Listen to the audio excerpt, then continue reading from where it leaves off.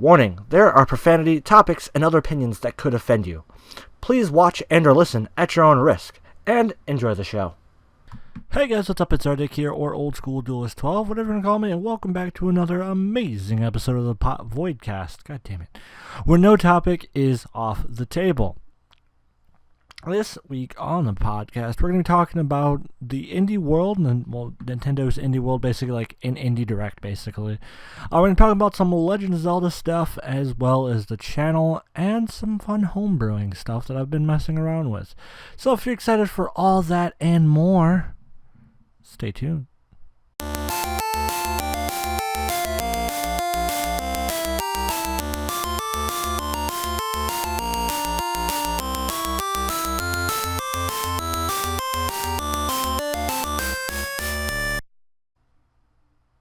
So, I literally just watched the Indie World. Yeah, we're going to open up with the Indie World. I just watched the Indie World, and on a personal level, I don't really give a shit about indie games. Well, I'm not going to say I don't give a shit about indie games, but it's very few indie games that really grab me and make me want to continue, or make me want to follow it, or at least attempt to try and play it. Maybe I'll, find a friend who has it, or wait for it to go on sale, or play it on a different platform and then buy it for my main platform, and I might as well just buy it on my main platform. But it's whatever. Anyways, back to the point. So yeah, I just watched the Indie World, and there wasn't too many games that really grabbed my attention. There were a couple that I wanted to talk about. The first one that I'm really excited for is Hotline Miami. That is fucking dope. I love Hotline Miami. I played through the first one. I never finished the second one, but Hotline Miami is amazing. I love it. The next game that I wanted to talk about is Super Hot. The reason I'm not going to go into too many details about Super Hot, but Super Hot is definitely a game that's been around for a while. It's a fun game. It's really interesting. I like the idea of it. I've played it. I have not played through the whole thing. I've played a majority of it, and it's just, I don't know. It's just not a game that I want to play through the whole thing. It's cool, but it's, I don't know. The fact that it's getting put onto the Switch, you have to be a big Super Hot fan to want to buy it again. If you never played it, and you have a Switch, yeah, I definitely suggest buying it. It's cool. I don't know. I just really don't like it. I think Super Hot VR is cool. I think that's the best iteration of Super Hot. So yeah. And the next thing I wanted to talk about was the Dungeon Defenders Awakened. It's cool. I do like the idea of Dungeon Defenders. It's an old classic indie game, and the fact that it's going to be a timed exclusive for the Switch in February next year, that's pretty cool. The next big one that stood out to me, and this is what stood out to me in something that I don't think I've ever seen something stand out, and that is Skater XL, or Extra Large, whatever. Doesn't come out till next year, but it's cool to see a skateboard game come out, because growing up, I played a lot of skateboarding games. Tony Hawk's Underground 2, Tony Hawk's Pro Skater 2, 3, and 4. There was Skate 2 and 3 that I played. There's just so many. I grew up on skateboarding games, so the fact that another skateboarding game is coming out going to be in 2020, that is just so cool. That makes me happy, and I might get it purely for nostalgia reasons, but that's really cool. There's a couple other games that just stood out to me, and just a cool idea. Is The Tourist. I think it said it comes out in November, which the game's gonna do terrible. It's a cool game. I really like the idea. You're just a tourist, and you just getting to do it turns out to be a little adventure for you. Sorry, it is 9 o'clock at night for me, and I'm already tired. The Tourist is cool. The Tourist is interesting. I just don't think it's gonna do that well, because if it comes out before Pokemon, it'll get some sales. But after Pokemon, it's not going to get any fucking sales unless you solely play your Switch for indie games, which I don't blame you if that's what you do, because the Switch is an amazing indie machine. Yeah, and I like the art style of it. It's pixely. I like pixel games, and it's 3D pixel, so that's pretty cool too. So yeah, I'm excited for indie games. And there's one more that I just want to quickly mention. It is Freedom Finger. It is definitely a game for not kids, because you are it's a what's it called?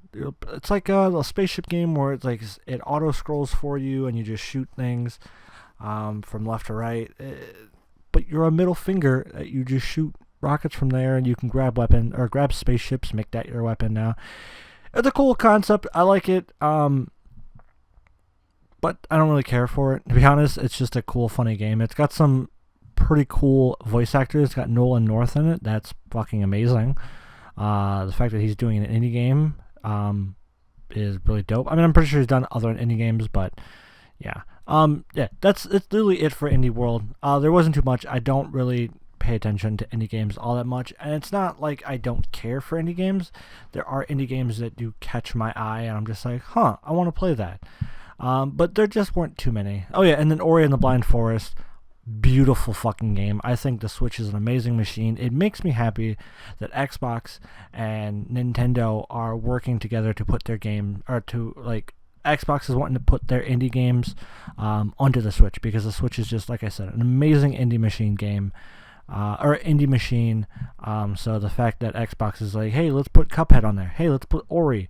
That makes me really think that eventually the Ori sequel is going to be on the Switch as well.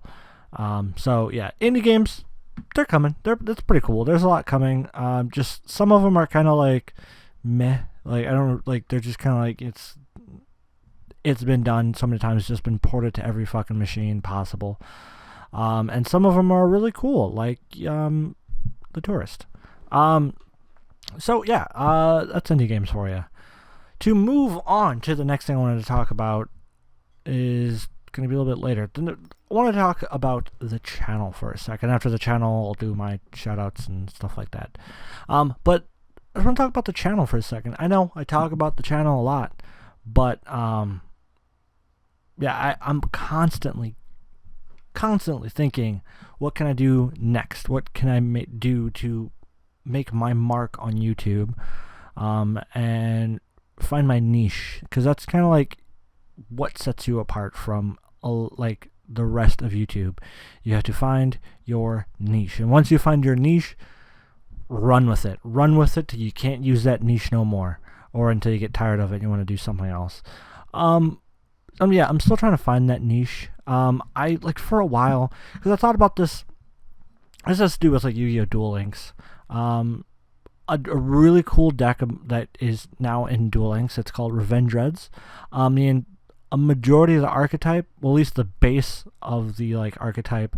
And for people that don't know what an archetype is in Yu-Gi-Oh! An archetype is a collection of cards that all share one same idea.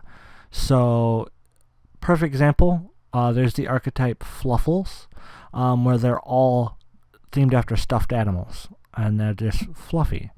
So that's the whole idea between Fluffles. And the whole idea with Vendreds is they're all based off a spawn, and that's really cool. I mean, granted, some of the cards are kind of like varying off from Spawn, but a majority of the cards do, they do say something about Spawn and the franchise itself, and resemble Spawn in such a really cool way, especially their main boss monster. And it's a really cool archetype. I love the art style in that entire archetype. I love the idea of the entire deck.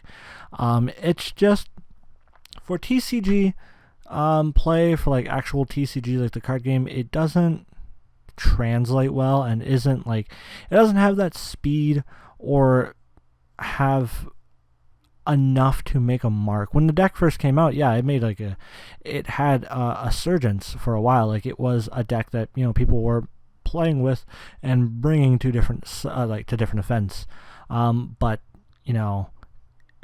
Anyways, I'm rambling on about it. I'm just so tired. Yeah, so Vendreads, they're now in Duel Links, and it made me want to build Vendreads again. And then after that, I started to build Vendreads because as of recording this, a friend wanted me to go to some locals. I wanted to go, but I had videos and stuff I had to take care of, and I kind of didn't want to drive. Just was kind of feeling a tad lazy. And I was also trying to figure out my car because I got to take it into the shop. Well, I want to take it to the shop to look at before my warranty is up because it's making a really weird noise. And I just bought the car. It's still fairly new. So yeah, it's a pain in the butt. Anyways, so I was just doing deck building and messing around with my cards, and it got me really wanting to do deck profiles again because, like I said earlier, the niche. Gotta find my niche. When I was doing Yu-Gi-Oh videos, my more obscure, my rogue decks, my hardcore tier 3 rogue decks were the ones that were really getting views, and that for a while was going to be my niche, and just post deck profiles. Well, I would not say just deck profiles, but a lot of my videos were just going to be just rogue deck, tier 3 rogue deck profiles. Just for the fact of, like, when you look on YouTube, you do see people do them, but they for a majority, it's people that, I don't want to sound like an asshole, but it's people that don't really know how to speak. They just kind of like say, they'll just be like, yes, I play 3 of these, and like the camera, like they just don't put a little bit. They don't put as much time into like a camera angle. They don't. Some of the editing is just like choppy. It's just they don't put a little bit of work into it. I'm not saying I put like tons of work. I'm the best one at doing it. I put a little bit more care and work into the deck profiles to make them seem good and watchable. And for people that want information on the deck, they can just search it up and find my deck profile and do it. I even went out and bought a microphone, a microphone specifically to clip onto my shirt. Oh, bumping the microphone, or bumping the big microphone. But I went and bought a clip microphone that I can clip to me to better do audio. Just so it sounds good. So again, I can put in the work and make it at least watchable for information. And if you got to go back and watch it, it's not just kind of like you watch the video, get an idea, don't watch it again. I want people to be able to go back to it and reference it, or get ideas from it, stuff like that. It's because that's what I wanted my deck profiles to be. I wanted them to be information more so than anything. And that's what I did a lot of my just Yu-Gi-Oh videos in general, was I wanted to put information out there. And that's just was my biggest thing. I wanted to put information out there for competitive players. It's made me want to do another, another niche deck profile. One that's a deck profile that's just kind of been my thing. Like literally, like here's a good example. Like here's what I mean. I did a Zombie Sworn deck profile I think almost 2 years ago now, and it got a lot of views. People really enjoyed it. And then I did once I was trying to do Yu-Gi-Oh videos seriously and more frequently and stuff like that. I did another Zombie Sworn video, and again, it did amazing. It was like 60 card Zombie Sworns, something like that, and just kind of like that was like the thing that put me. I don't want to say that's what got me a lot of my a lot of the subscribers that I got, but when I did do those good videos like that, it definitely gave me subscribers, and it definitely helped. So it really makes me want to go back and do videos like that again, to put information out there, to in a way get my name out there. But again, I'm not gonna lie, I do enjoy making Pokemon videos and doing research and stuff like that on Pokemon stuff more so than Yu-Gi-Oh, because because here's the thing with Yu-Gi-Oh videos comparing to Pokemon videos. With Yu-Gi-Oh, if you don't put the research in and do deck profiles and stuff like that, it costs a lot more money. It's more so money over time in a really good comparison, because Yu-Gi-Oh, you have to spend a lot of money to get the cards and stuff like that to build the deck profiles, and sometimes, well, a majority of the time, you would build the deck. I would build the deck, I'd put some money in to build the deck, do a deck profile of it, maybe bring it to a locals once, or play around with it with friends once, maybe twice with friends, but other than that, I really wouldn't do stuff with the cards, or with the cards after that point. And it was decks where, where it was, I could probably post the core, like say eBay or something like that, and try to sell it, but it might take me a minute to sell it, like to find someone who really wants the core. If anything, it would be people that want pieces from it. But nothing like, I don't think I can get my return investment on it. That's the part that really annoyed me about it, is I would, like I said, I'd put the money in it, I'd buy the deck, I'd make the deck, I'd do the deck profile, and then because I'm not earning money, like none of my videos are monetized, so I don't get, I don't get paid for it, so I don't get at least that return investment out of it. And then I won't be able to really sell the core unless it was like just a big popular core, like a big popular archetype, or just core of a deck that people really want. So I would have to do a little bit more work to get my return investment in buying it. And that's what really turned me off. Like, it turned me off a lot and really hardcore. At least with Pokemon, it's more so I put the time in. And that's where, like, I put the time in to build the Pokemon. I put the time in to train the Pokemon, or like, we'll build and train something, or play test with the team. I put time in to make sure I'm getting the right items and stuff like that. And if anything, I lose time and not money. And that's the part that makes me enjoy doing Pokemon videos more. Especially like for competitive play, if I'm prepping a team for a tournament, or just a video in general, if I'm prepping the team for that, it's more so I'm just losing time over money. And I'm going to be completely honest, I'd rather lose time than money. And it's so annoying. Just because, yes, if I do the niche decks, I could eventually, if I just stick with it, if I stick with that whole idea, then I probably could get super popular and, become a somewhat known YouTuber for doing rogue decks. Maybe tier 3 rogue decks, or just tier 2 or tier 1 rogue decks. But again, I just, it's easier, like I said, it's easier to do Pokemon videos, and I lose less right now doing Pokemon videos. And it's, and like, when I do other Yu-Gi-Oh videos, like I could do a ban list discussion, that'll get me, some views. I could do a duel video that could get me some views. But my biggest amount of views that I got was the deck profiles, and it was the like I said, the rogue tier 2, tier 3 rogue decks that really got me the views. And again, I'm putting money into that, and time. I'm putting some time into it because I got to learn how the deck works so I can talk about it. But for the most part, I'm losing more money than time, and that's what really discouraged me. And it's not like I'm only in this for the money. I want to enjoy doing it. And I don't want to say I didn't enjoy doing Yu-Gi-Oh videos and didn't enjoy doing the deck profiles. I did. I loved doing Yu-Gi-Oh videos and deck profiles and stuff like that, because like I said, I got to put work into it and show the information, and I got to put competitive information out there and show players that yes, you can be competitive on a strict budget, or just on a budget in general. Because I'm gonna be honest with you, that's literally how I played Yu-Gi-Oh! Is I played Yu-Gi-Oh! On a budget.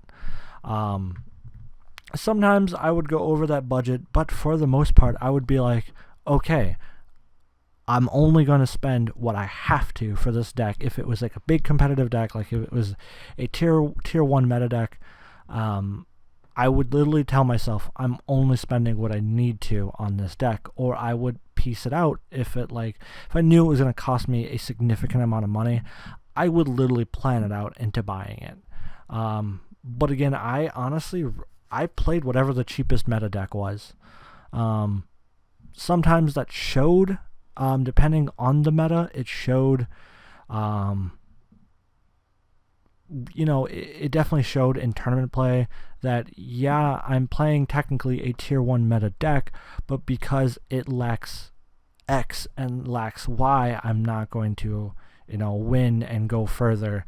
And I'm going to be honest, that is what the most discouraging part about Yu-Gi-Oh! In general is like, I just don't. I'm not going to say I don't like losing. I mean, who really likes losing? But when you are playing it in those higher tier events, like regionals, and then you show up to nationals and stuff like that, you want to win. You're there to win, and the more you lose, the more you get discouraged, because it's not just like your locals. You meet up there with some friends and acquaintances that or like friends you've only know and only talk to through Yu-Gi-Oh. You pay $5, you get a pack, you move on with your day. It's a fun 4 or 5 hours. But when you go to a regional, you're there to get your invite. You're there to win. You're there to, you're not there to make friends and stuff like that. You're there to, boom, boom, boom. I'm gonna get my invite. I'm gonna top and get my. I'm gonna hit the top 32 so I can move on to nationals, move on to the next big event. And it's very discouraging when moments show, when it shows that you don't have the finances to actually progress in this game. And pay to win games are very annoying, and that's why I enjoy playing Pokemon more, because it's not a pay to win. It's like Pokemon is a serious skill to actually read your opponent's moves, plan your attacks out just right, plan just everything that entails in Pokemon, learning the mechanics of the game, learning all these different moves and types, and know what can block this, what can help you there, when you should, protect, or when you should, just say, screw it, I'm going to just do some damage, and if this Pokemon dies, this Pokemon dies. Like, Pokemon honestly shows a lot of skill when it comes to video games. And Yu-Gi-Oh!, yes, there is some skill involved, like knowing, okay, I know how to bait out my opponent. I know what decks I can for sure win against, what decks I gotta grind against. Knowing exactly when to hold off on playing certain cards. Yes, there is skill in that, but there is also a small chance, or there's like a small chance of random, where literally you could be at a high tier event, brick, like basically you open your opening hand, you literally can't do anything with it, and then you're stuck there like, okay, what do I do? And those moments, you're just like, well, that's RNG right there for you, my dude. And then, money. Money plays such a huge factor. Yes, Yu-Gi-Oh! Is, one of the toughest card games to learn to play. Its learning curve is extremely high. And, there's a lot of things that you have to learn about Yu-Gi-Oh! And like I said, I'm not saying there's no skill in Yu-Gi-Oh! Whatsoever. But what I am saying is, money plays a huge factor in Yu-Gi-Oh! And that is something that I honestly have a hard time keeping up with, because there's cards that, can determine or can improve your deck extremely well. And, they'll be priced at like $50 and you need 3 of them, or $100 and you need 3 of them. And that's where it gets ridiculous. yes, in Pokemon there's Pokemon that competitive players have, and it definitely can give you answers to certain teams, or it gives you the option to build certain teams. But there's also some people, or there's also teams that you could build that are just as well, are just as good, and you don't need those Pokemon. You're just like, okay, I can't build the perfect destruction team. Like, I can't go Gardevoir with the imprisonment and its hidden ability, so I can use Metagross to explosion. Yeah, it's little differences like that between Yu-Gi-Oh and Pokemon that really, really discourage me and really makes me go more towards Pokemon, because Pokemon is definitely a skill-based game. Yu-Gi-Oh is a skill-based game, but there's also RNG that definitely plays a factor. In some situations where literally, you just, 7 out of 8 times, you're going to open up a hand and be able to do something with it. But that 1 out of 8 times, you're just going to be like, well, I can't do crap with this hand, so I'm just going to scoop game 2, hope for the best for game 3 and 4, or game 2 and 3.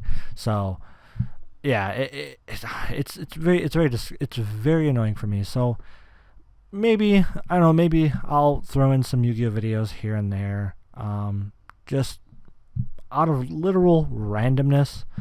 But it's just, for me, it's so hard to want to continue, or to want to continue to play at a high level, because of that huge gap between buying the expensive cards and not buying the expensive cards. Because like I said, here's a perfect example. There's a card called Evenly Matched. When it first came out, it was literally game breaking, and it's a card that during end of battle phase, you activate it and you can clear your opponent's entire board if played correctly, which is not that hard to play that card correctly. That card was an $80 card, and yeah, I pulled 2 out of a pack, sold them to build the top tier level deck.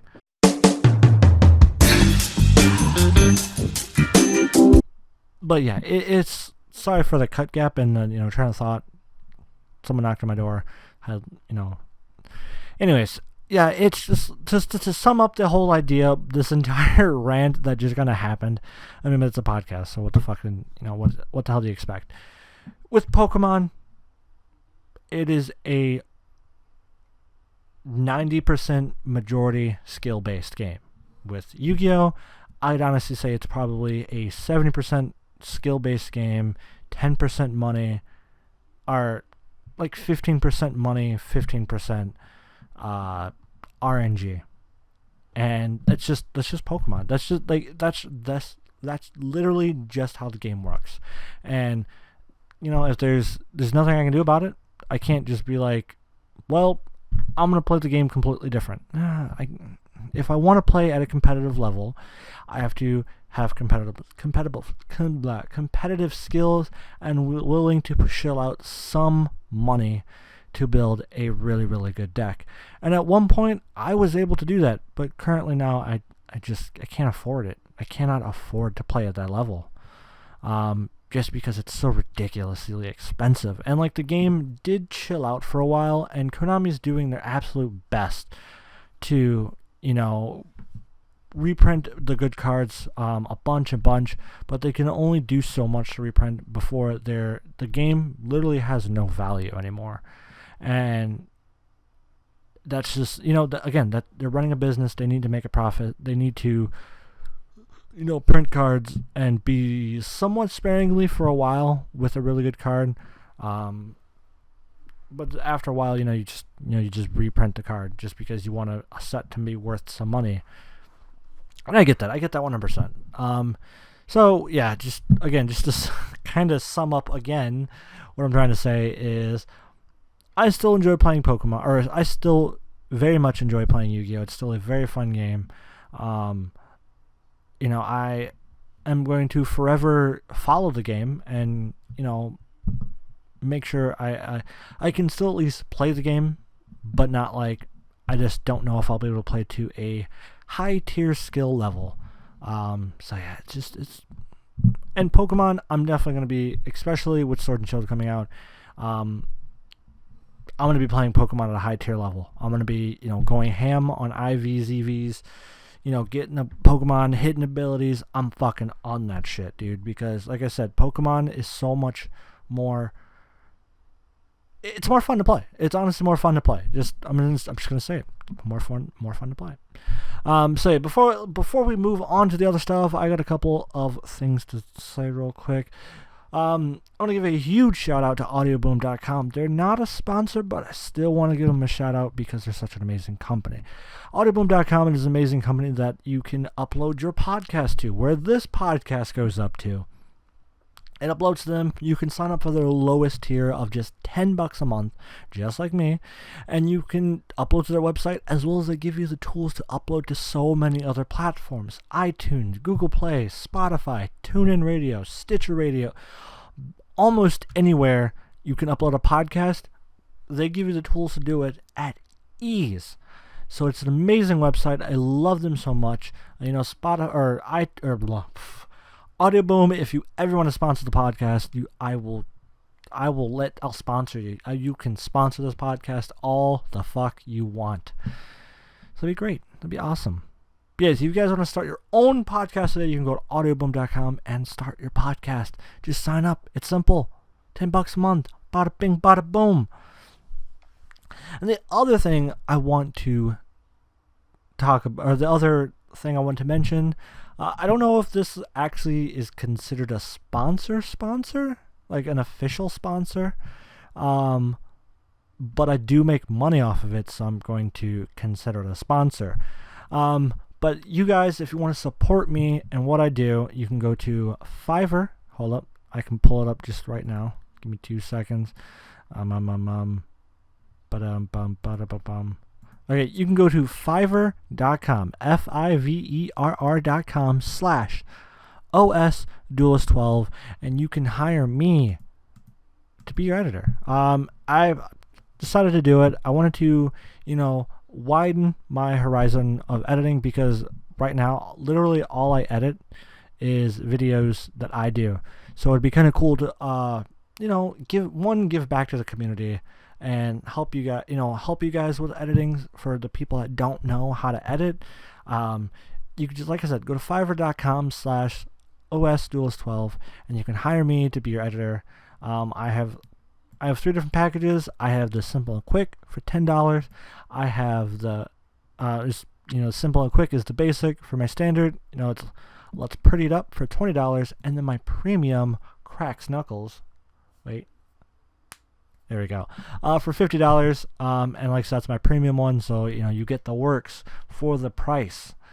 And like I said, Let's Pretty It Up is $20, and there's the basic one that's like pretty simple. You give me 30 minutes of footage. I can give you up to a 10-minute video. If you want it shorter, obviously I'll give you shorter. But yeah, up to a 10-minute video with up to 30 minutes of footage. For just $10, and it's really awesome. I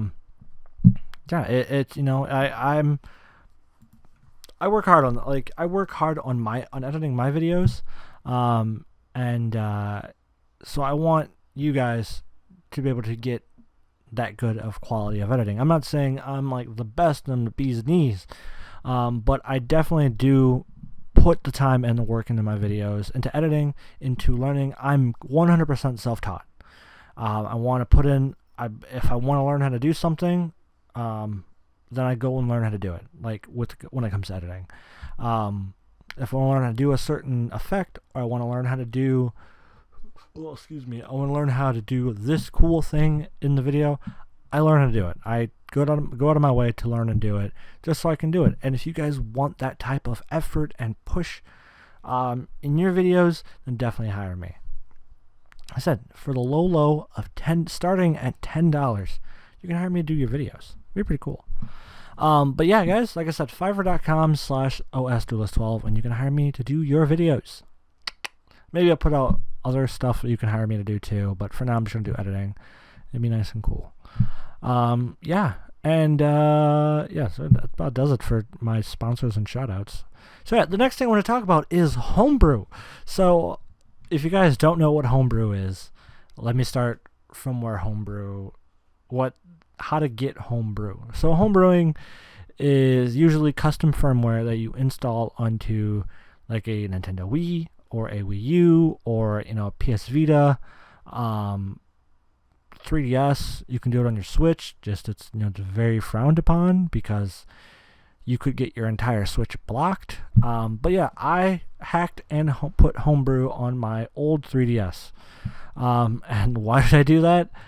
I did it so I can play Legend of Zelda Minish Cap portably. Yeah, I could probably get an emulator for my phone, but I did it for a while. I was playing the Minish Cap on an emulator on my phone. I actually do own the Minish Cap, so don't think I'm just like some asshole. I actually do own Legend of Zelda Minish Cap, a GBA copy, but I don't know where my Game Boy is. I don't know where my Game Boy Advance is. And just a 3DS is just nice controls. It's built for it. I've actually the Minish Cap was put on the 3DS as a virtual console when the 3DS first came out for early adopters of the 3DS, and that was it. There was like 12 GBA games that were put out on the 3DS as early adopters, and that was it. Like you received it, and then you didn't receive it, and then you just cut it off. And I said, "All right, eat shit." But yeah, I hacked my old 3DS, not my current one that I play Pokemon on, so I can still have a legit 3DS. So if I go do Pokemon tournaments, if I go to like a local Pokemon tournament shop, I still have a legit 3DS, and so they don't think I'm cheating or whatever. Because I don't cheat. I don't like to cheat in Pokemon. Like if it's an online competitive game, don't cheat in it. If it's a single player game and that's how you want to play the game, that's how you want to play the game. But if you're going to play the game online, don't cheat. Just don't fucking cheat. I'm going to put that out there now. You will never, ever find me cheating. And if that if you do find me cheating, I'm going to immediately delete that Pokemon. Granted, yeah, I could just get it again. But again, if it's an online competitive game, don't cheat. If it's a single player, offline game, I don't care. Like, I'm going to be honest, if you're playing, like, say you're playing Witcher 3 and you're going to, hack the game for infinite money, who cares? It's an RPG game, single player. There's no online aspect to it, so who cares? But if there's an online aspect of it and you want to play that online aspect of it, don't cheat. Just don't cheat.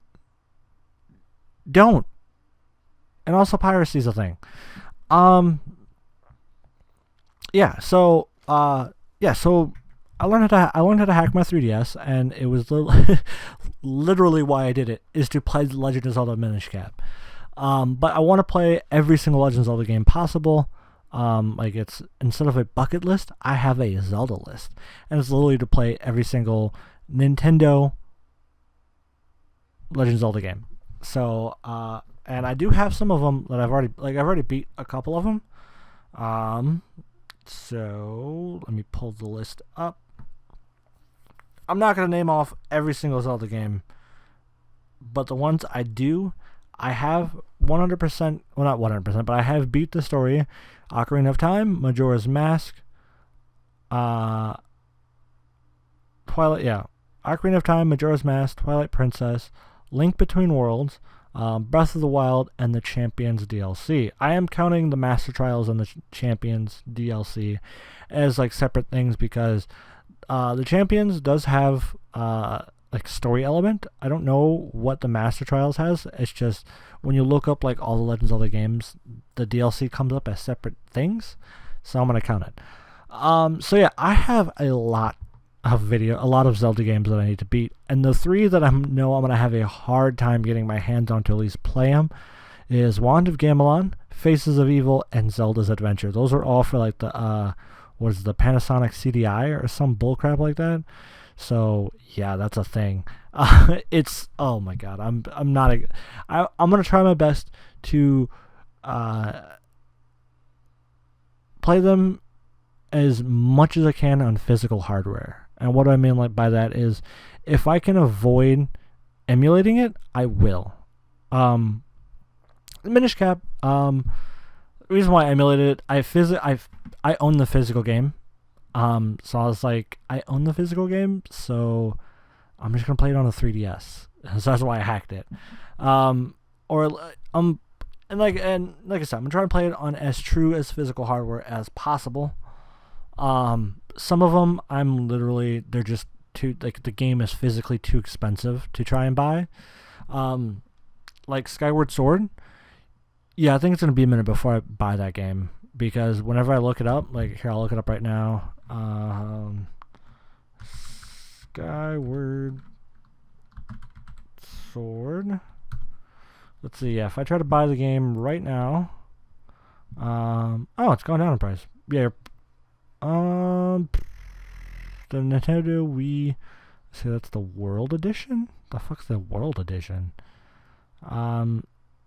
Yeah, if I do a little bit of searching, I could probably find it for like $20.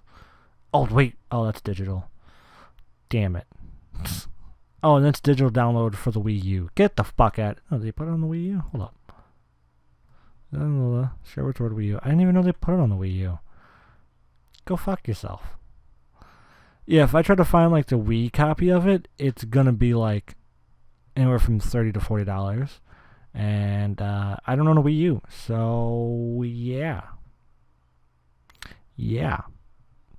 So, replacement case, no game. Yeah, it's gonna be a minute before I play that one. And I thought about it. I honestly thought about emulating it on Dolphin, but I was like, and then I thought about it, and I remember specifically saying that with the Wii remote, because you can Bluetooth your Wii remote. If your computer takes Bluetooth, you can set up to Bluetooth your Wii remote to your computer. My computer has I can Bluetooth to my computer. I did connect it because I did play Brawl for a while with a Wii remote, and I started to play. I think I did start to play Skyward Sword, and then I got to a point where I needed the pointer. I don't remember why I stopped playing it. Yeah, I don't remember why I stopped playing it. Like, I stopped playing Skyward Sword emulated. I don't know. There's some games that I'm going to be like, I don't really care if I emulate it. And there's going to be some games that if I can play it on the actual hardware, I can. Like Wind Waker. Yeah, I fucking hate that game. I'm just going to be completely honest with you. I know it's one of the most, like, revered, best. It's definitely a fan favorite. Wind Waker is. It's probably like art style or something like that. I fucking hate the camera. I'm playing the GameCube version emulated on Dolphin. Fucking goddamn, dude. It is so hard to fucking control. That camera is ass. I want to die when I play that damn game. It's frustrating. But yeah, no, it's cool. It's fun. I'm enjoying it. Just that camera, dude. Oh my god. It's garbage. Just hot garbage. Yeah, so, and another thing that I'm noticing is the Minish Cap. Like, okay, so top-down Zelda games, they make use of the items a whole lot more useful than, like, the actual, like, 3D games. Like, take Ocarina of Time, for example. The only items I can think of that, like, become multiple useful, like, in more than just one game, or more than one, like, dungeon or something like that. Bow and arrow, grappling hook, and what's the other one? And the bombs. Those are, like, the only three I can think of off the top of my head that are constantly usable in more than one dungeon. In, like, the top-down Legend of Zelda games, like, say, Oracle of Seasons, the Minish Cap, Oracle of Seasons, and Oracle of Time. I think it's Oracle of Time. Those two games, you could get the bow and arrow, and they're just like, yeah, use the lantern for this boss battle. Like, they'll have a boss battle that is completely irrelevant to the item that you bought. Minish Cap, they still make you use the item you got in a dungeon, but there's tons of outside stuff to use for it. I don't know how many times I've used other items within the dungeon, like they'll put a puzzle that require you to use an old item. It's like they make so much use of the items in like top-down Zelda games, like 2D top-down Zeldas, ton more than 3D Zelda games. And it blows my mind how useful, like how much more puzzle work and how much more effort they put into top-down Zelda games. It blows me. It blows me so hard, dude. Yeah, so it's really cool. So I'm playing a lot of Zelda games, and as I beat them, I will definitely tell you about them. Right now I'm playing Minish Cap, and yeah, I'm just trying to beat it. Yeah, I thought about maybe playing in order, like just playing like the first storyline and then, or like the opening storyline up to where it splits, and then just pick a path, play through the whole path, because I mean, it would be kind of cool to see how that story. You know what? I think I'm gonna do that. So I need to go back and play Skyward Sword. I'm going to double check Dolphin and see if I can emulate it perfectly. I'm gonna try and play as much as I can and see what happens. So yeah, that's what I'm gonna be doing. That's just kind of like what I'm doing. I'm probably gonna take breaks in between games because, oh my god, that's too much Zelda for me to like, just way too much Zelda for me to, stick with, and just playing one fucking franchise. I mean, besides Pokemon and Monster Hunter, because those are my two favorite franchises. Yeah. Actually, those, literally, Pokemon, Monster Hunter, and Zelda are like my three favorite franchises. Shit. I don't have a life. But yeah, guys, I think that's a good spot to call it quits on the podcast. Don't forget, guys, the game of the month is Yu-Gi-Oh! Duel Links. I know that's kind of like a cheap game to pick for the game of the month. But yeah, it's the game that kind of like that's really my guilty pleasure right now. Like if I'm taking a shit or something, I'll bust open Duel Links. Or if I'm not doing anything at the moment, like say I'm standing around waiting for something to, like if I'm at work and say I'm waiting for something to dry. If I'm doing some tile work and I need to wait for the glue to dry or the patchwork to dry, I'll just bust open Duel Links. Or if, the girlfriend's in the shower and I'm just waiting on her, I'll bust open Duel Links. So yeah, Duel Links is kind of like my guilty pleasure right now. Fuck yeah. And you guys bet your fucking ass there's going to be a lot of Zelda games for the Zelda month. Hell yeah. November, it's already been decided it's going to be Pokemon. It's pre-decided now. It's going to be Pokemon Sword and Shield. So fuck you.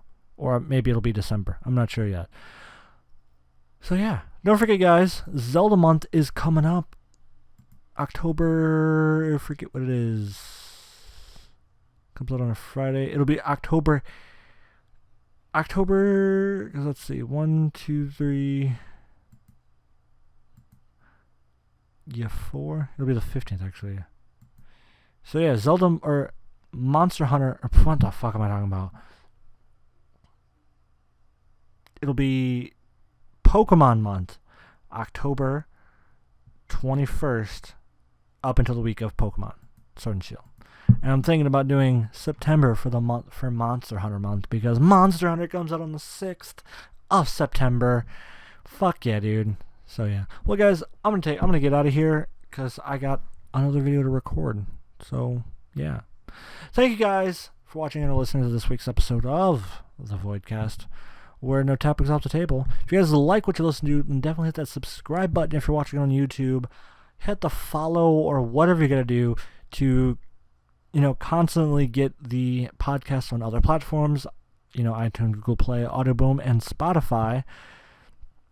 But yeah, if you guys want to, tweet at me on Twitter, want to hear my opinion about a topic, then you can go to Twitter. You can go at OSDuelist12, and you can, tweet at me there. If you like the podcast, if you hate the podcast, if you want to give me some criticism, if you want to hear my opinion about something, then just hit me up on Twitter. And don't forget, guys, link in the description below on Facebook, or not Facebook, fucking on YouTube and Audioboom and all that, for the Fiverr. If you guys want to support me on Fiverr, remember, guys, that's fiverr.com/OSDuelist12.